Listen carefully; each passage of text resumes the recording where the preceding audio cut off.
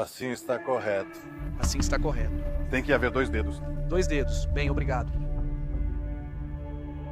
Olhem que curioso, uns cigarros, um chocolatinho, 2 cravos. O senhor pode experimentá-las. Não, só me interessa saber. São do Cáucaso?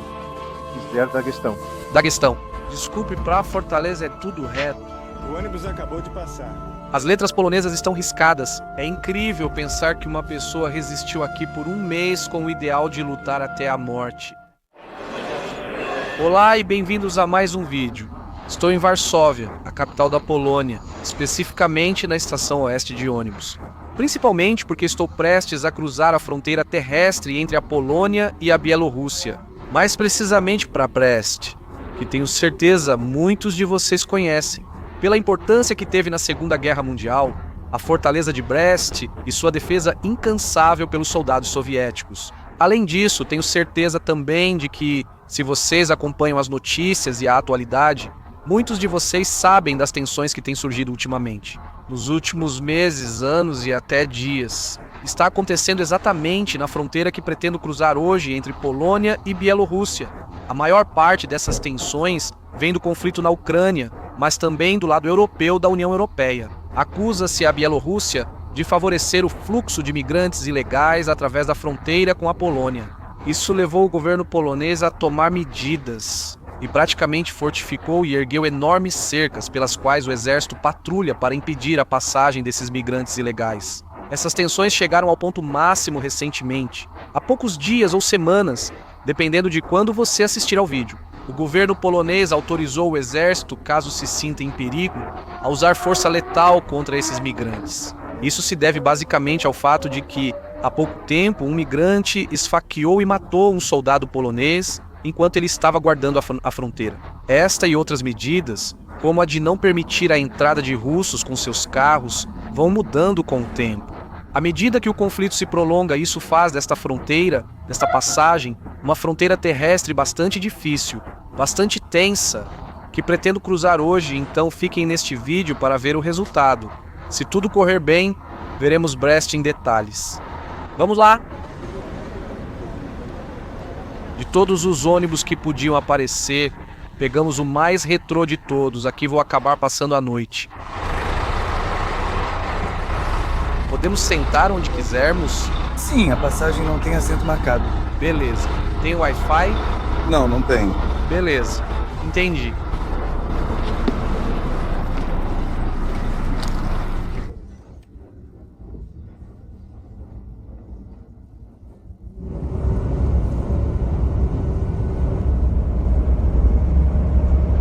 Primeira parada longa no trajeto. Saímos de Varsóvia às 10 e agora são 2 da manhã.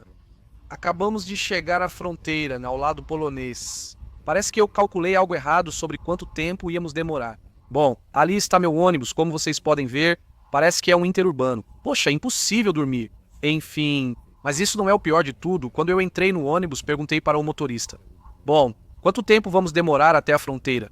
Ele diz: nada, 3 horas. Eu respondo: beleza, depois pode demorar mais 2 ou 3 horas, depende. Ele pergunta: o quê? Como assim? Eu, para chegar aqui, demorei 21 horas. 21? Ele diz que os poloneses vão rápido, mas que do lado bielorrusso, eles olham até o último detalhe. Então é isso, vamos torcer para que seja rápido e que não fiquemos aqui 21 horas. Achei que chegaria às 6 da manhã em Brest, mas pelo cálculo do motorista, devemos chegar só às 9 ou 10 da noite. Pronto, conseguimos. Saudações de Brest. São 11h15 mais ou menos, somando 1 hora de diferença que existe entre a Polônia e a Bielorrússia. Foram ao todo cerca de 12 horas desde que saí de Varsóvia. 3 até a fronteira e o resto na fronteira. Às 2 da manhã eu gravei a parada na fronteira polonesa, às 4h30 já tínhamos passado. E o resto foi tudo na fronteira bielorrussa. De fato, como o motorista tinha dito, havia muitos cidadãos ucranianos. E para eles fazem uma revisão mais rigorosa, pedem a carta de imigração, fazem mais perguntas.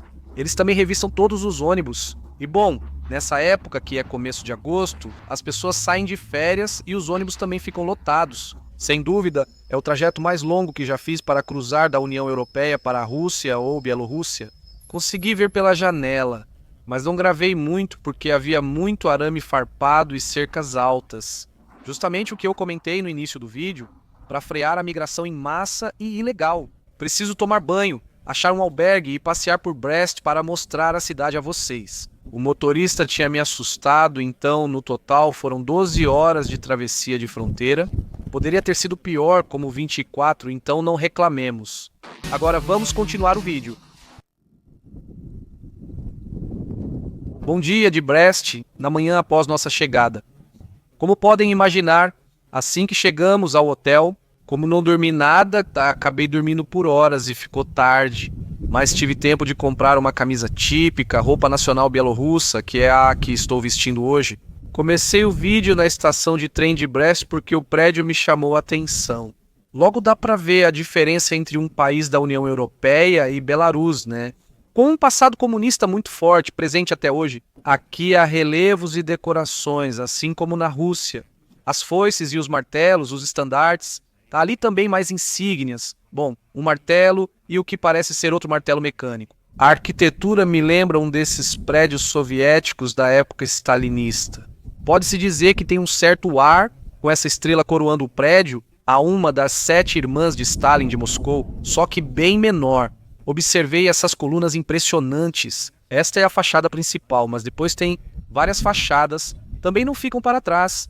E o interior é sem dúvida muito bonito, ou seja, se vocês passarem por aqui, visita obrigatória à estação de Brest. Agora vamos fazer o que eu pensava fazer ontem e não consegui. Vamos seguir rumo à fortaleza.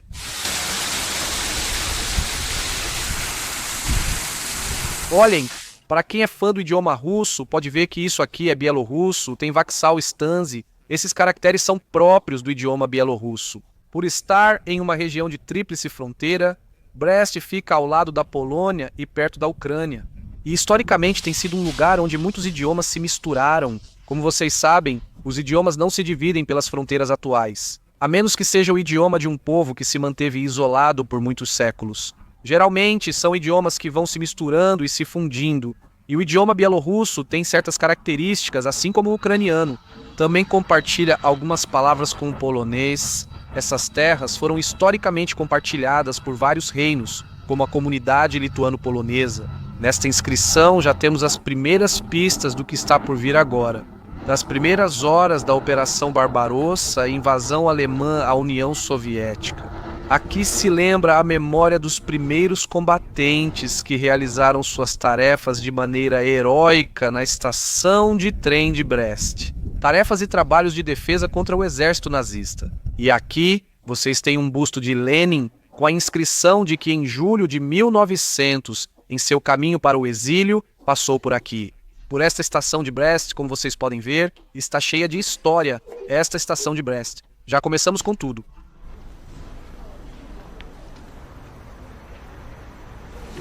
Obrigado. Tenha um dia bonito e brilhante. Mickey Mouse soviético entregando panfletos. Caminhando pelas ruas de Brest, encontramos novamente esse tipo de placa. Aqui, ela está localizada no antigo hospital da Grande Guerra Patriótica ou Segunda Guerra Mundial, e que serviu então como hospital para os feridos do Exército Vermelho, desde 1944, desde setembro de 44 até março de 45. Se visitarem Brest ou Bielorrússia algum dia, verão que é muito tranquilo. Acho que é essa a minha sensação. Muito limpo e tranquilo, as pessoas passeiam pela rua sem agitação, cada uma no seu ritmo. Não conheço muito a Bielorrússia, só estive em Gomel e agora em Brest, mas é essa a impressão que tenho, como já disse. Muito verde também, quase todas as avenidas estão cheias de árvores ou de calçadas com jardins. E isso a deixa refrescante e com um cheiro marcante. No verão, tudo fica verde e cheira a natureza. Pena que não dá para sentir o cheiro pela câmera, mas é um ambiente muito fresco. Olhem só que mosaico soviético acabei de encontrar. De 1981, assinado por I. Krupski. São 3 atletas, 2 homens e uma mulher, com algo parecido com uma bandeira. É muito bonito. Embora eu não tenha muito tempo para fazer compras, porque o tempo já está ficando apertado para mim. Quero dar uma passada no mercado central de Brest, mesmo que seja rapidamente. para ver o que encontramos. É daqueles típicos que tem uma semicúpula. E bom, vocês já podem ver, essas são as ruas ao redor com barraquinhas clássicas de todo tipo. Cosméticos aqui, comida e ao fundo melancias e melões. E já vamos entrar, o que parece ser uma das portas de entrada. Bom, já estamos aqui dentro, faltam algumas horas para fechar, então não tem tanta movimentação como de manhã. Reparem como os dias são mais longos. Nossa Senhora, com licença, de onde são essas melancias? O senhor pode testar. Não, só quero saber. São do Cáucaso, De Kislyar, Daguestão. Daguestão. Daguestão de Kislyar. Kislyar, tudo bem. Parecem deliciosas, muito obrigado. Do Cáucaso, do Daguestão, chegam até aqui, já vimos no ano passado, que são terras muito propícias para esse tipo de frutas. Eles exportam para todas as partes da antiga União Soviética. Aqui dentro fica a galeria que mencionei da semicúpula. Olhem, aqui vocês têm todas essas folhas para a sauna. Com isso eles te batem lá, como se diz, na sauna, eles fazem massagem e você se sente renovado. Vermelho, vermelho, todos os poros se abrem, geralmente folhas de bétula. Nossa, não sabia que a cúpula era de madeira e tão grande. Belo mercado soviético clássico com barraquinhas organizadas atrás de mim. E geralmente o que fica nessa área fechada, normalmente são laticínios, carnes, peixes. Que bom, vocês podem encontrar de tudo. Também produtos do Uzbequistão, especiarias, brinquedos variados, todo tipo de chás e de ungüentos. Não vamos nos enrolar muito, acho que já podemos dar por encerrada essa visita rápida ao mercado. Vocês já sabem que neste canal nós gostamos muito de passear pelos mercados. Esta rua tão bonita, com tantos lampiões, ao estilo do século XIX e início do século XX, se chama Rua Soviética. Traduzido assim, notem que está em bielorrusso, em russo seria com O, não com A. Como disse antes, no início do passeio, dá para ver que o espírito soviético, ou ao menos sua memória, ainda está aqui. E por que não o espírito também? Com certeza nas pessoas mais velhas.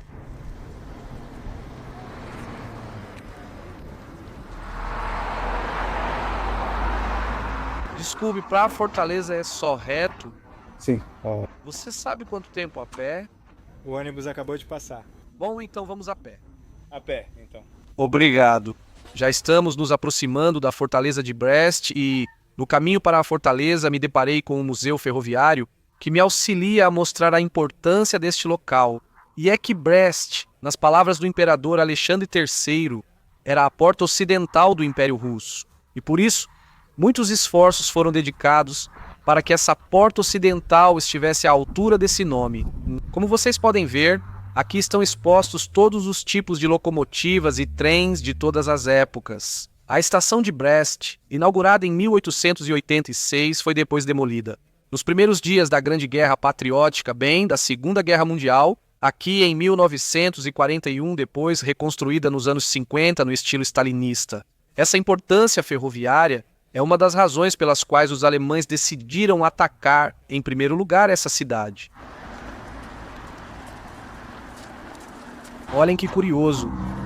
Vocês veem a placa com as direções Varsóvia, Minsk e Kobiel. Se olharem bem, verão que as letras em polonês na placa estão riscadas. Devido às tensões atuais, estamos nos aproximando do Forte de Brest, já percebendo um tema militar. As típicas barraquinhas de souvenirs e de sorvete, e já temos aqui, vou me aproximar ali. Um dos fossos que cercam esse tipo de ilha, porque a Fortaleza de Brest tinha um fosso que tornava ainda mais difícil, se possível, a sua conquista. A fortaleza foi construída em meados do século XIX, em 1850, e foi feita para resistir a todo tipo de ataques e bombardeios. Tinha porões, bunkers, também tinha muros de até 10 metros de espessura, tinha casamatas, postos defensivos por toda a parte, e tinha capacidade para abrigar um total de 12.000 pessoas. Pois aqui está, já chegamos, somos recebidos por esta impressionante estrela que está esculpida neste enorme muro. Já começa a se ouvir os segundos do relógio típico que toca. Na Rússia, durante as celebrações da Segunda Guerra Mundial ou da Grande Guerra Patriótica, há o minuto de silêncio. Estamos entrando em um lugar muito importante, a idiosincrasia soviética. De fato, sente-se um ar solene, me lembra muito quando visitei Stalingrado. Já sinto disposição só de olhar a entrada. Aqui, na entrada, cruzando a estrela, vocês têm uma placa que lembra o 20º aniversário da defesa da fortaleza de Brest, a ordem do Conselho Supremo da União Soviética, pela qual se declara cidade heróica ou lugar heróico. Hoje existem 12 cidades heróicas, incluindo a fortaleza de Brest, como Moscou, Leningrado, Tula, Sebastopol, Kerch, Stalingrado, bom, hoje Volgogrado e a fortaleza de Brest é uma delas. Vocês podem ver, todas essas cidades estão ao redor do Kremlin e isso é algo que até hoje continua muito presente. Quando você chega de avião a qualquer uma dessas 12 cidades, ou de ônibus ou de trem, sempre ela é apresentada como cidade heróica e essa é a origem. A defesa incansável, nesse caso, dos soldados que estiveram na fortaleza de Brest diante da agressão alemã, como mostram essas placas. Mais concretamente, reparem em como está escrito. Heroísmo em massa e masculinidade em massa se tornaram símbolo para todo o povo soviético. Atenção, fala Moscou, hoje 22 de junho de 1941, às 4 da manhã. Sem fazer nenhuma reivindicação à União das Repúblicas Socialistas Soviéticas sem declaração de guerra, tropas regulares do exército alemão invadiram nosso país. Atacaram nossos postos fronteiriços desde o Báltico até o Mar Negro. No dia 22 de junho de 1941, começava a invasão por parte das tropas alemãs à União Soviética, rompendo assim o pacto de não agressão entre as duas potências. Depois que Hitler havia devastado, com suas tropas e as técnicas da Blitzkrieg, metade da Europa Ocidental, ele se dirigiu para abrir uma frente oriental na Europa, e essa frente oriental, nos primeiros dias, incluía a operação de ataque à fortaleza de Brest. Assim começava a Operação Barbarossa. Artilharia, aviação e infantaria mecanizada atacavam a União Soviética na madrugada deste 22 de junho de 1941. Os soldados que estavam aqui, posicionados na fortaleza de Brest, sabiam que o dia em que esse momento chegasse, o da invasão alemã, se chegasse, eles seriam os primeiros a responder a essa agressão. Naquele momento, apesar da capacidade para 12 mil soldados na fortaleza, calcula-se que havia só entre 7 e 8 mil pessoas, entre soldados e civis. A maioria dos soldados vinha do Cáucaso, especialmente da Chechênia e Ingushétia. Quando estive na Ingushétia, se quiserem, assistam ao vídeo. Estive no Memorial da Grande Guerra Patriótica e lá também havia um pequeno monumento ao último sobrevivente da defesa da fortaleza de Brest, que era considerado o último sobrevivente ingushétio, com exatamente esse tipo de tijolos que vêm aqui.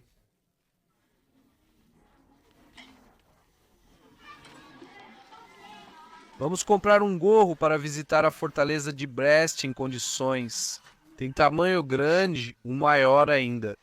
Vou dar uma olhada, me dá um segundo. Sim, desculpe. Um pouquinho maior. Aqui está. Obrigado. Assim está bem colocado? Vamos ver. Assim está correto. Assim está certo. Tem que haver 2 dedos. 2 dedos. Obrigado. Aqui. Muito obrigado, tenha um bom dia.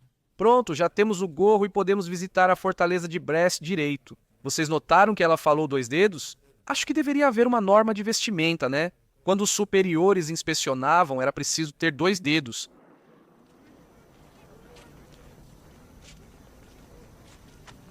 O que é isso? Uma catacumba ou bunker? Algo assim, sim. Tá escrito ali numa placa. Obrigado. Dá pra ver que é um dos lugares mais visitados, principalmente por turistas russos, um local onde eles vêm prestar homenagens, especialmente nesta época.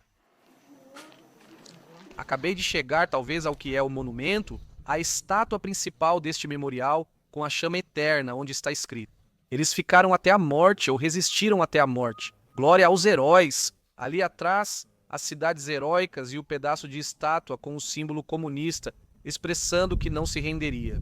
Ao amanhecer de 22 de junho de 1941, os alemães lançaram um ataque.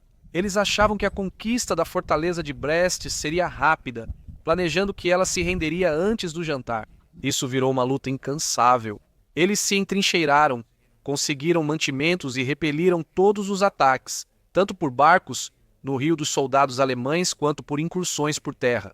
E 2 dias depois, quando receberam o ultimato, ainda assim se recusaram a se render. Desesperados, os altos comandantes decidiram bombardear o local com bombardeiros de mergulho.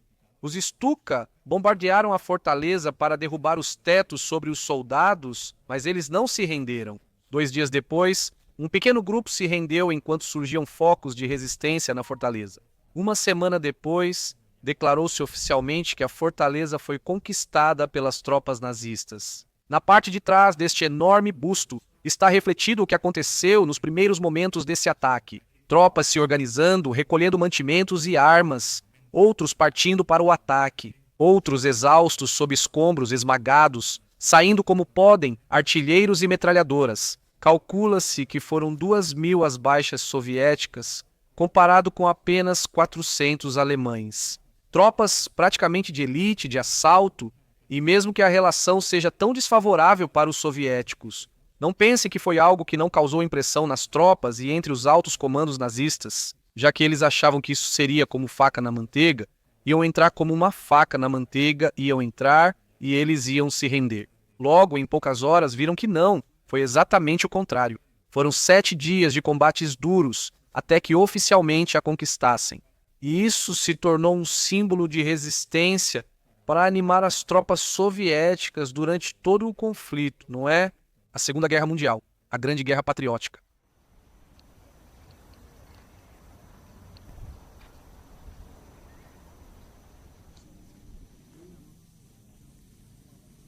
Aqui vocês têm outra placa, outra inscrição dedicada a Alexei Fyodorovich Naganov, na qual está escrito que ele morreu baleado enquanto estava na torre de guarda, na torre de vigia de Terespol.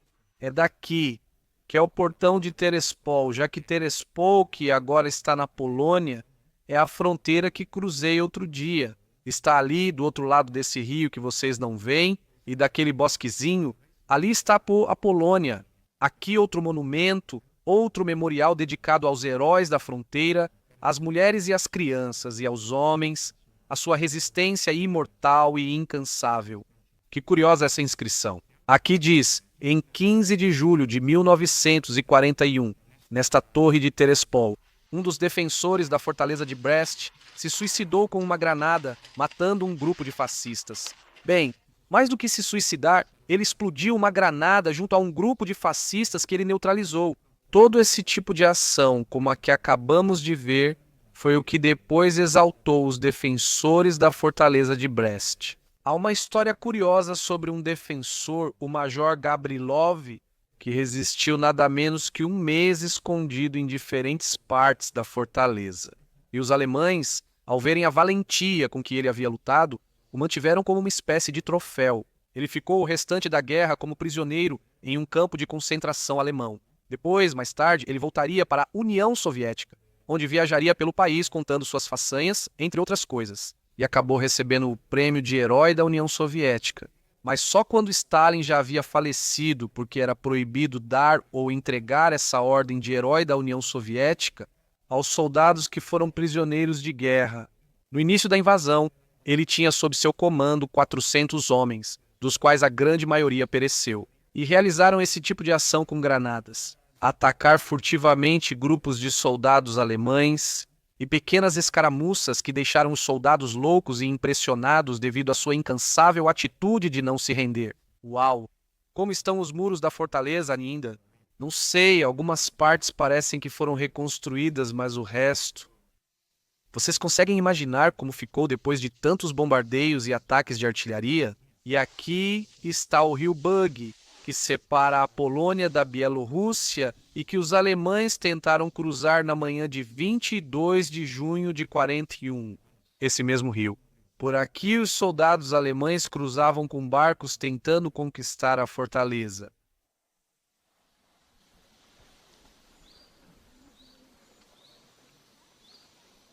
E aqui temos o detalhe do mapa. Esta é a fortaleza, no território da fortaleza que vocês veem, que tem essas saliências assim em forma de pico. E onde estão os monumentos principais é o que se denomina como a cidadela. Agora estão muradas, mas vocês veem que até mesmo essa cidadela estava preparada com um monte de buracos para atiradores como este aqui. Mais um exemplo de sua boa preparação para se defender. Outra inscrição comum na cidadela: aos defensores de um batalhão do Comissariado do Povo para Assuntos Internos.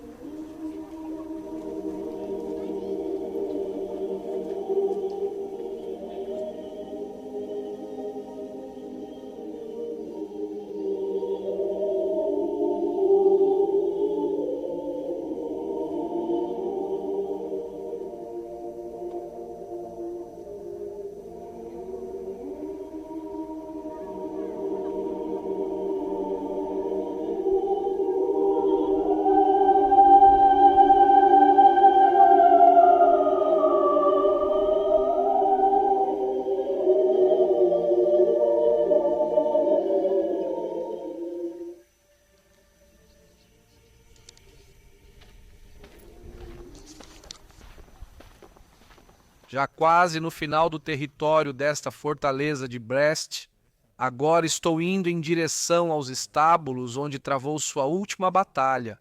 O Major Gavrilov, de quem já falei, é exatamente aqui. Para que vocês tenham uma ideia, isso já está nos limites do território. Isso já está fora, como vocês podem ver, do que é o circuito de visita e está um pouco abandonado. Vamos ver se eu consigo chegar a algum lugar. Enfim, é só para vocês terem uma ideia de como seriam essas fortificações por dentro.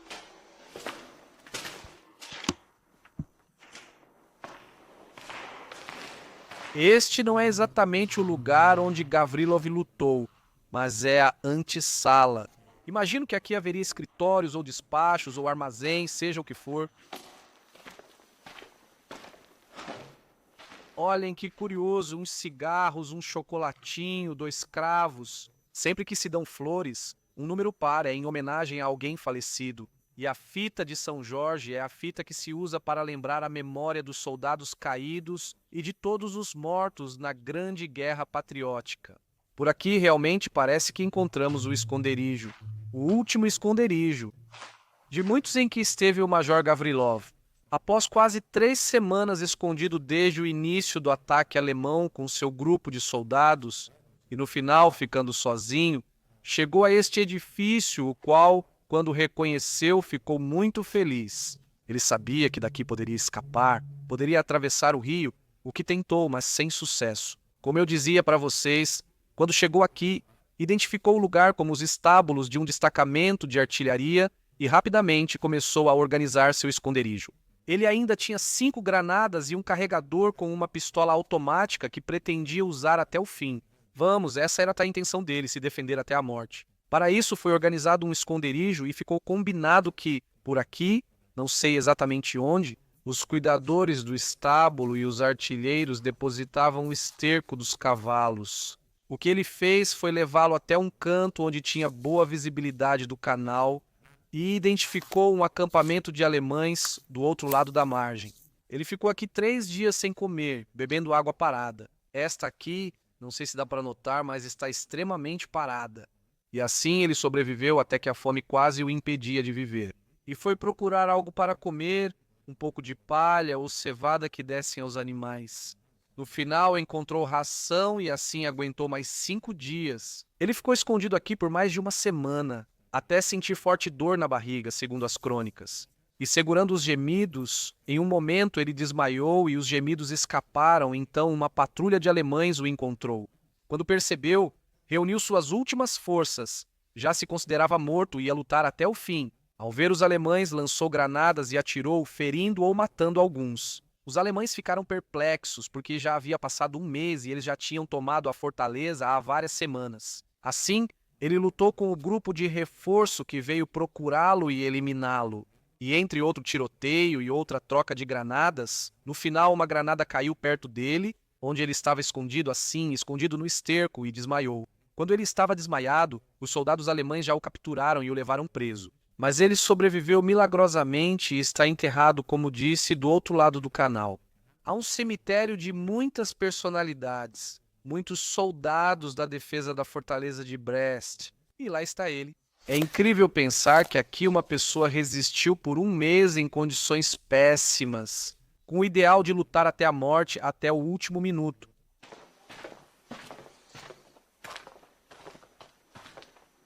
Lendo as crônicas de sua heróica sobrevivência, achei engraçado que dizia que quando ele encontrou aquela ração, não um daqueles dias que ele encontrou a ração, quando conseguiu se esconder aqui e se sentir seguro, dizia que de tanta alegria ficou bêbado. Não sei até que ponto isso é verdade, mas enfim, estando sozinho, já tendo encarado a morte de perto, imagino que faz todo sentido. Além disso, nessa situação, imaginem-se completamente cercados por alemães, afundado no esterco, com fome, desesperado. Essa bebedeira com certeza foi como um alívio para ele.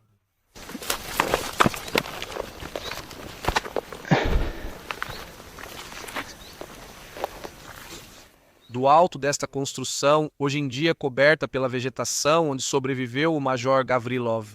Vamos concluir o passeio pela fortaleza de Brest e eu volto para o centro.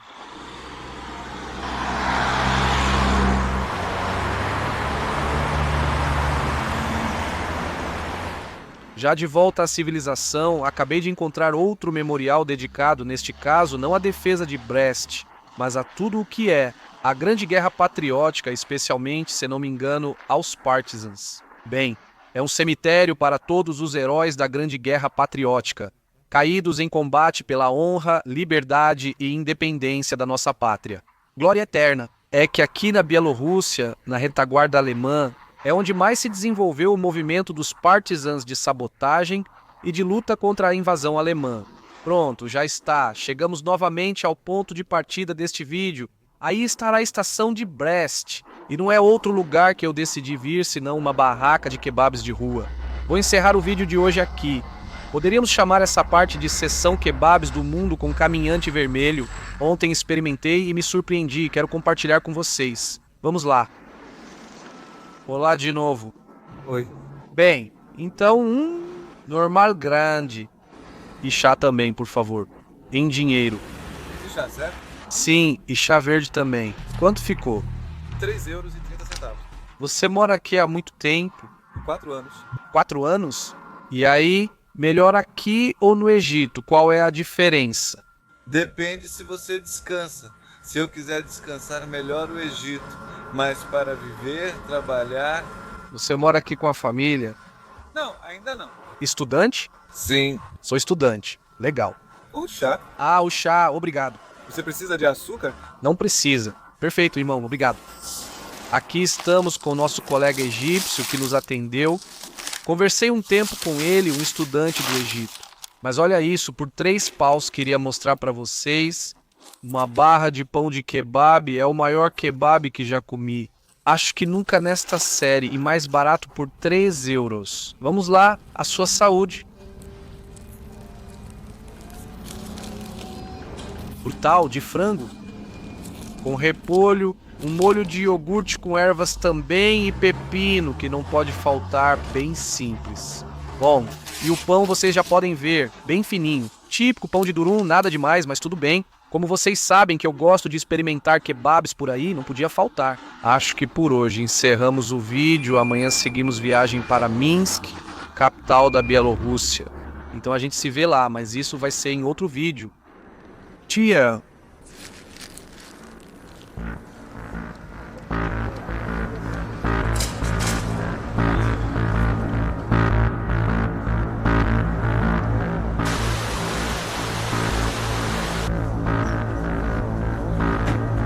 E o contador?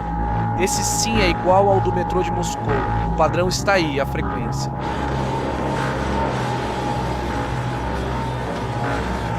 Claro, nesse passeio de mosaicos não podia faltar um que descobri e está bem escondido.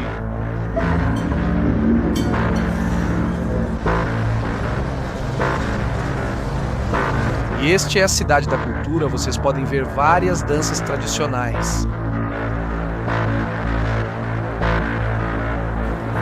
Danças tradicionais. Aqui estão os 3 corredores.